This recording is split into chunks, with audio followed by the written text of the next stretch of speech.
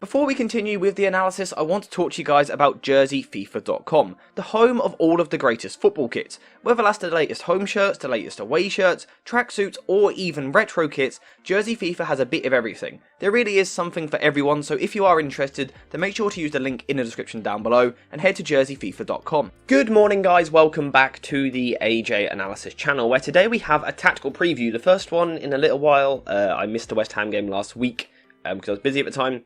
So today we are back with a tactical preview, because I think we need to do these tactical previews. We need to figure out a way in which United can beat teams, because at the moment they're really struggling. And for me, this is a must-win game for Erik ten Hag's side. We know the recent form. We know that Liverpool are kind of hunting that spot for the top four. Newcastle are in good form as well at the moment. Erik ten Hag really needs 3 points here.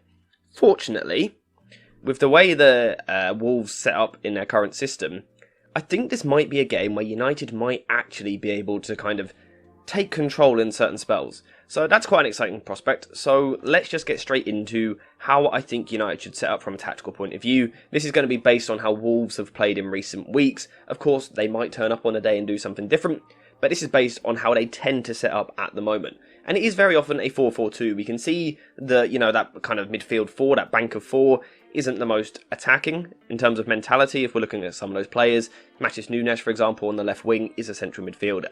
But this is how I think Wolves will set up, and I think they will go for a bit of a high press. There is a chance they sit off, but everyone tends to press United because they know they're not good at dealing with the press.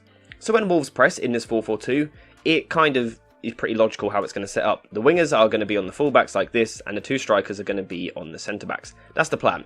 Now, in terms of what they do in deeper areas, the fullbacks will match up with the wingers. They will probably keep both centre-backs back. They don't tend to like to commit one of their centre-backs forward, especially with the threat of someone like Marcus Rashford's pacing behind, so I think they will want the two of them there. And this is where United can have some success, because we can see that there is an overload. The first overload that we have is in this deep area here, where with Wolves only pressing with a front two like this, with Casemiro not being picked up, and also De Gea not being picked up, there is the potential for United to create this 4 versus 2 little diamond. Now, of course, it isn't as simple as it looks on paper. This straight pass isn't always going to be on, because Wolves will start off slightly more narrow. But United, if they are calm and composed on the ball in these areas, and De Gea kind of sharpens up his passing a little bit, United should be able to outnumber Wolves in this position, simply because mathematically they have the spare man. So they should be able to work for them. For example, if they go here and let's say Costa and Neto come across like this, then you do have the opportunity to go backwards and then out the other side, and that's a way which you can progress the ball forward. Now, there is a chance that Wolves don't press in this structure, because something that we have seen them do before, and they've done it against Brighton the other week, is they push Neves forward. And we've now got kind of this 3-2 pressing structure instead of just the 2. So, what does this do? What does this kind of change for the way that United approach things? Well, it does make it a little bit harder in this initial first phase, because now Casemiro is no longer the spare man. However, you do still have the numerical overload in this area. The other thing you have is the overload in midfield, because now Lemina is tracking 2 Manchester United players in Bruno Fernandes and Christian Eriksen. Now, something which I personally would be tempted to do is drop Bruno Fernandes deeper into this position. I think he's a bit more press resistant, and maybe use Casemiro and Eriksen in these positions. Maybe this is where at times you can go a little bit more direct with your passing into these little areas where you are 2 versus 1. The other option here is to drop one of the midfielders even deeper, but potentially Christian Eriksen could come into this position. Lemina can't come out into this area because he's leaving his defence too exposed.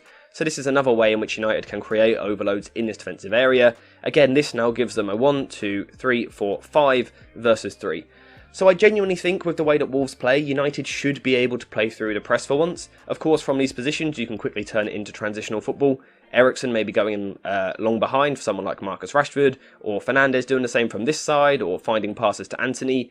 There is the opportunity for United to attack Wolves quite quickly if they are able to play kind of through this first phase of pressure. However, whilst that is an option, I think ultimately Ten Hag will also want his team to slow down at times and take control. Again, it's something which they pretty much never do. I think it will be needed at spells during this game. So let's kind of look at how that might happen, because there will be spells where Wolves' 4-4-2 won't be as high in the press. It will be a bit more passive and more of a mid-block. So the question now is, how do United go about breaking down this 4-4-2 shape? Because it will be compact, it will be quite condensed, it's going to be difficult to play through.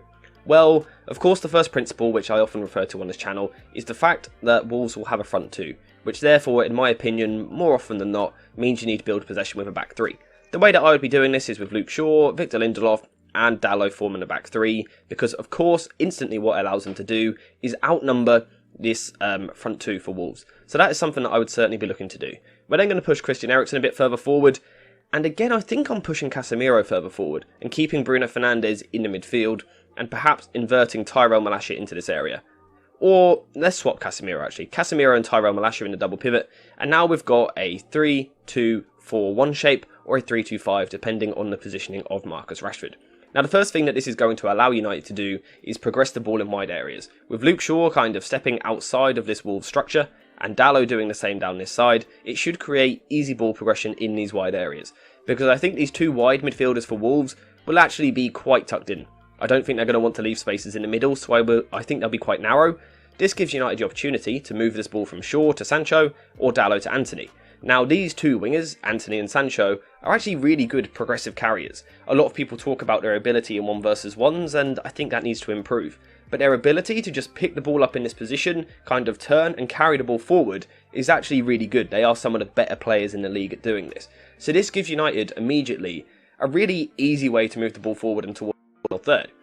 And if they're able to do this, there are chances for them to quickly hurt this Wolves defence, because Wolves will defend in a back four, and if Bruno Fernandes and Eriksen are able to get forward, United could have themselves a front five. So particularly carrying the ball forward down this side, and then maybe looking for an underlapping run from someone like Bruno Fernandes, or Eriksen down the other side, could be a way in which United quickly kind of turn a position where they're in the middle of the pitch, a quick pass down the line, carry the ball forward, and they could quickly create this overload in the final third in this 5 versus 4. And I think it's a way for United to be really very dangerous. If this isn't working, the other option for Manchester United is to be even more attacking, and rather than building in a 3-2-5, maybe go to more of a 3-4-3 diamond, which has the potential to become a 3-1-6. It works something like this, with Casemiro playing as the pivot, Tyrell Malacia still tucked in this position, Bruno Fernandes doing the same on the other side, and then Christian Eriksen here. Now again, we still have this benefit of having the ability for the wide centre-backs, to step forward and play the ball wide. That is still certainly on, so it doesn't take away that weapon for United. But what this Diamond 4 does, and the angles that it creates, is it could create real potential for United to overload the middle of the pitch. Particularly in situations where, let's say, Shaw is stepping forward, if you have the ability to drag one of these wide players out, United can then go inside, and this is where they then create the overload. With Casemiro, Tyrell Malacia, Bruno Fernandes and Christian Eriksen creating that Diamond 4 up against potentially just a midfield 2, or maybe a midfield 3, depending on how the Wolves wingers plays. But what we can see is that either way, they have the overload in this area of the pitch. And of course, if they are doing that, if they've got the overload in the middle of the pitch, it makes ball progression a lot easier. Now, of course, for this to happen, Ten Hag needs his players to play well. We can't have these recent performances where the players overturn possession too much. Casemiro needs to be much improved on the ball. Eriksen needs to be on one of his better days. He's been a little bit inconsistent lately. Bruno Fernandes needs to be more involved than what he was last week against West Ham. And Tyrell Malacia also needs to improve on the ball. But if United are able to do these things, create the overload, then again there is that opportunity to get forward and attack, and again overload the last line of defence. Now if United are doing well from these positions, they are going to move the ball forward, and this is then when they have the opportunity to overload the defence, because Malacia can push forward from here, Bruno Fernandes can push forward. Now what we have essentially transitioned into is a 3-1-6 attacking shape. And the front 6 against a back 4 is of course a massive overload. You're really outnumbering the Wolves defence at that point. That's when you can see combinations in tight pockets, whether it's Bruno Fernandes and Eriksen in these positions, or Fernandes with Antony, Malacia with Sancho. Of course, rotations will be important as well. The ability for Sancho to come inside is something which we need to see in this game. But it gives United the real potential to overload this Wolves defence. And of course, when that happens, as a Wolves side, you have to kind of realise that. You have to respect that fact and drop extra players in to stop yourselves getting overloaded. So maybe Núñez drops a little bit deeper, or Lamina drops deeper, or the whole team just drops off a little bit. This is when United can then take control. And this is something which they really, really desperately need to do. Get players like Bruno Fernandes in a controlled environment where his team has a lot of the ball, and he will create chances. The problem for Ten Hag in recent weeks has been that teams have pressed his side too well, so he's been forced into long ball football, or awful short passing, which has led to turnovers, which is obviously a lack of control. In this game, I think United have the ability to play the ball out from the back a bit better than what they have been able to recently. That then gives them the position to take control of possession in the middle of the pitch, where we know that they can create these overloads using a few different shapes, and then once they've done that, it forces Wolves to retreat, and that is when Manchester United can then control the game, and then when you've got players like Antony, Sancho, Rashford, Eriksen, Fernandes combining in the final third, overloading the defence, that is when Manchester United can score goals. So that is why this is the approach that I would be taking for this game, because I think it gives United a really, really good chance of winning. But let me know what you think in the comments down below. What do you make of the starting 11 for a start? Is there anything that you would change there? How about the structure? What would you do? Also, who would you look to use from the bench as maybe an impact substitute? Let me know all of that in the comments down below, as well as your match predictions in terms of scoreline and also goal scorers. And lastly, before you go, if you could subscribe to the channel, it would be greatly, greatly appreciated. But apart from that, thank you guys for watching. I hope you have enjoyed the video. Of course, the video covering the match will be on the channel in a few days' time, so make sure to keep an eye out for that, basically. Apart from that, thanks for watching. I hope you have enjoyed it, and as always, I will see you in the next one.